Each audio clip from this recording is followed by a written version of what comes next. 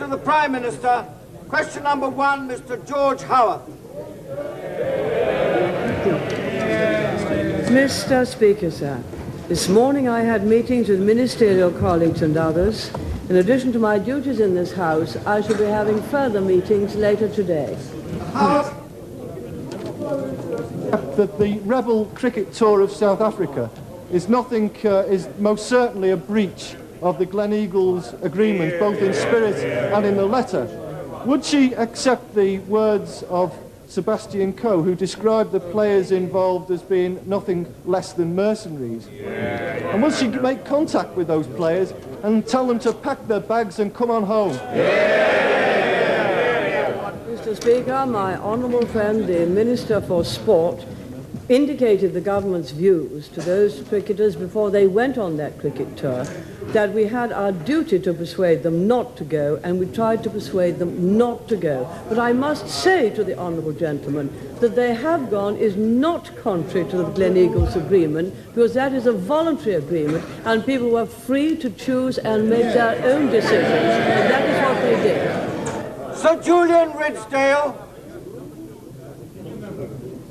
I refer my honourable friend to the reply which I gave some moments ago. Sir Julian Ridsdale.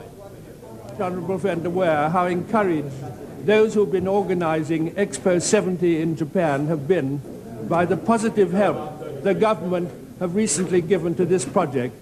And is my right honourable friend also aware that the Royal Horticultural Society, the horticultural industry, and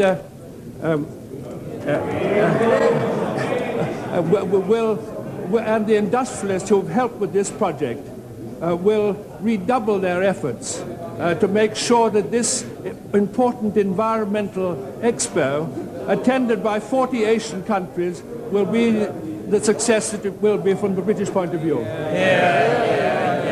Mr. Speaker, my honourable friend has been very assiduous in trying to persuade the government to take part in the Osaka Garden Festival as part of Expo 90.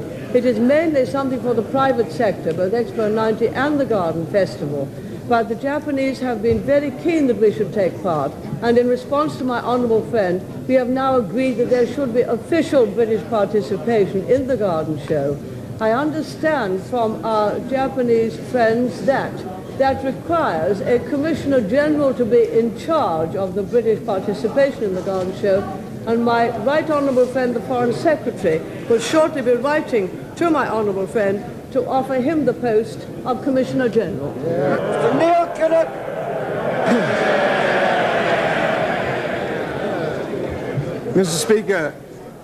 Mr. Speaker, with business bankruptcies increasing and industrial output falling, would the Prime Minister say that her high interest rate policies are having the effect that she intended? Answer. Mr. Speaker, of course there are always some businesses which go out during some businesses which go out of businesses and which close down. Of course there are, when we have many, many new ones starting up. May I point out, in the year 1978, indeed the last year under Labour, there were 6,000 more...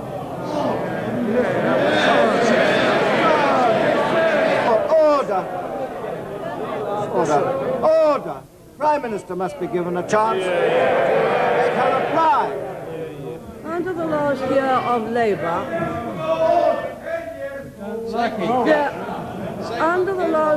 Labour, there were 6,000 more businesses that closed than there were that opened. In 1988, after some 8 or 9 years of Conservative government, there were 64,000 more businesses that opened than there were that closed. Sir Kinnock.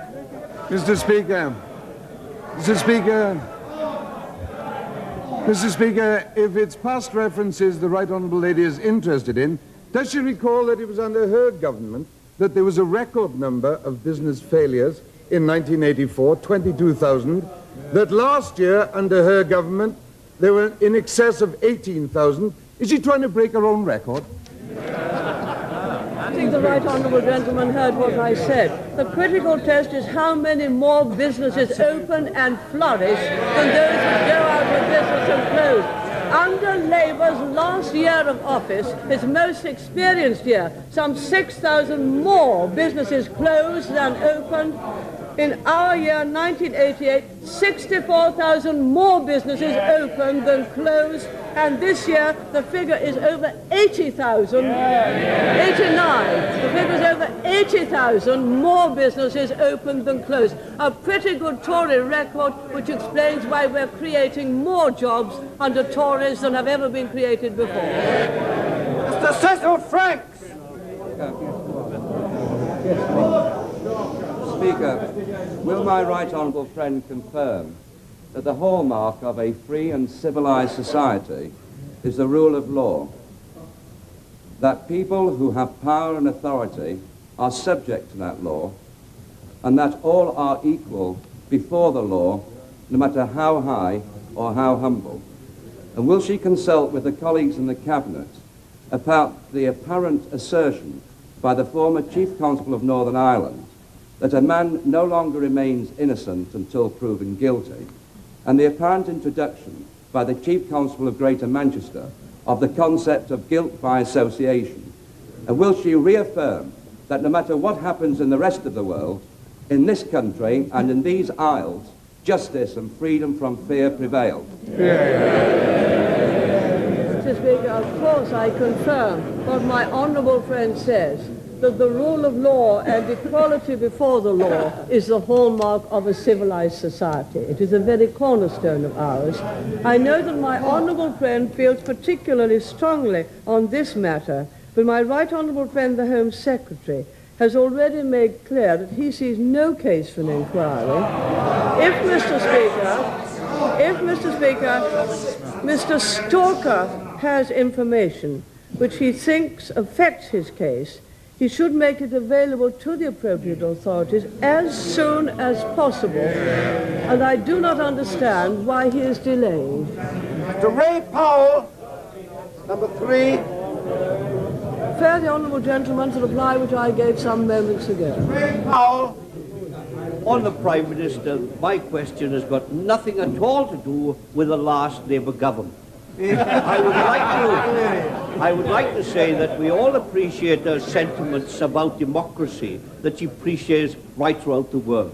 Is it time that she considered democracy within her own party? Is it not passing strange that only within 7 to 8 weeks of the election of a self... Order. Right. Mr. Ray Powell. Within 7 to 8 weeks of her election as the leader of the party, she was challenged. And is it not strange that within a matter of weeks, the challenger could be deselected in Right. Order. The honourable member must ask matters of the Prime Minister's ministerial responsibility. Yes. Mr. Henry. Order. The Prime Order. But I said to the honourable member that he must ask order, otherwise he won't be able to hear me. He must ask questions of the Prime Minister's ministerial responsibility.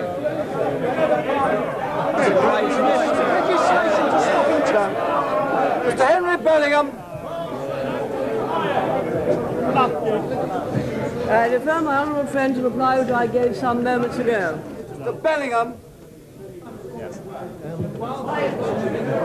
Small businesses. Support the new business rate in principle. There are many in Norfolk who would like to see a longer phasing in period. However, would the Prime Minister agree with me that what would be a complete disaster for small firms is Labour's proposal to give back to local authorities the power to levy punitive business rates?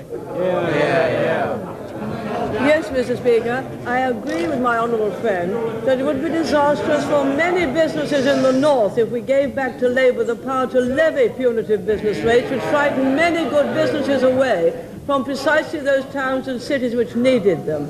I understand that the North wants the transition period to be as fast as possible because it will gain some £900 million, and naturally the South and Midlands wish it to be much slower.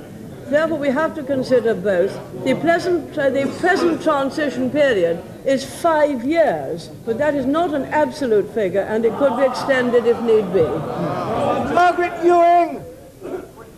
Mr. Speaker, sir, has the Prime Minister had the opportunity to read in detail the speech made in this House last week by the Honourable Member for Southend East, in which he pointed out that in the United Kingdom, the government had a clear obligation to treat each constituent part with parity. If she endorses that view, will she be encouraging the 35 rebels of last Thursday to do the same this Thursday when similar legislation for Scotland is debated?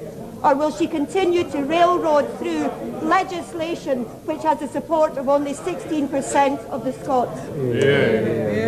Mr. Speaker, if the Honourable Lady seeks parity for each particular region of the United Kingdom, Scotland would not do anything like as well as it does now in finance, because it is treated most generously both for regional issues and also in general public expenditure per head. Mr. William Cash! Mr. William Cash! I refer my honourable friend to reply which I gave some moments ago. William Cash! Has my right honourable friend noticed in the Newsnight poll last week that only 15% wanted more power shifted from Westminster to Brussels? And furthermore, did she note that in the speech made by Mr. Delors to the European Parliament last week, he placed a new and positive emphasis on the national parliaments?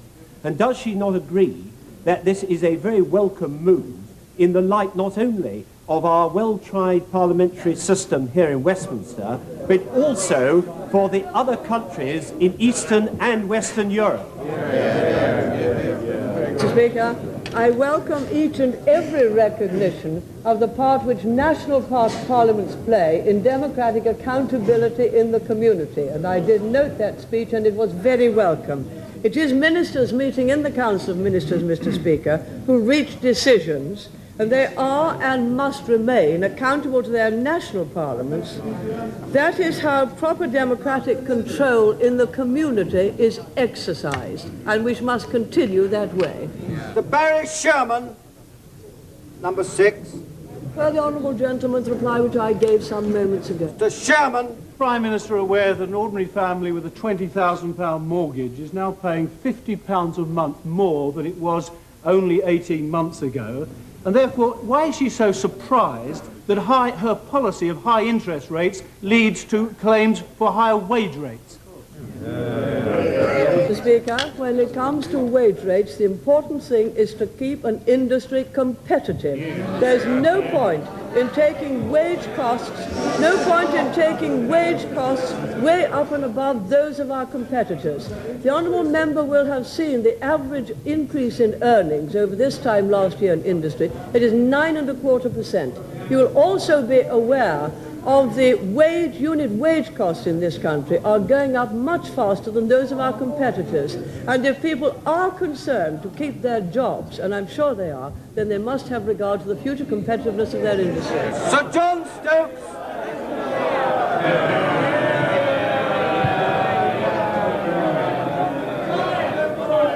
Is my right honourable friend aware I am in favour of women's role both in public and private life? Is she further aware that there is a growing demand for more women to enter work? Would she not agree with me that, admirable as that is, we must safeguard both the institution of marriage and the bringing up of children? Yes, Mr. Speaker, as usual, my honourable friend has put his finger on the right point. Yes, it is absolutely vital that we safeguard the institution of family life, and undoubtedly the mother is the most important part in bringing up the children. But we also believe that she must too have the chance to work possibly part-time outside the home if she wishes, or full-time in career if she wishes, and we try to do our best to accommodate both wishes. I refer the honourable gentleman to reply which I gave some moments ago. Prime Minister will be aware that President Reagan, in the last days in office, approved legislation in the United States to compensate those veterans of nuclear tests in the United States who were suffering as a result of being too close to those tests. Would the Prime Minister now agree that British veterans who suffered as a result of being present at Christmas Island and elsewhere during the earlier tests ought to receive similar compensation? And would she look favourably on my honourable friend for Sunderland North's private bill and give government support to it? Mr. Speaker, the government would be ready to pay appropriate compensation wherever the Crown's legal liability is established and where there is firm evidence to show, on a balance of probabilities, that ex-servicemen have suffered ill health as a result of exposure to radiation during the course of their duties as members of the armed forces. In the absence of any such evidence, special compensation arrangements for the test veterans could not be justified. The honourable gentleman will be aware that current legislation allows for the consideration of award of a war pension if there is reliable evidence of reasonable doubt that harm may be regarded as attributable to service factors. I have a point of order.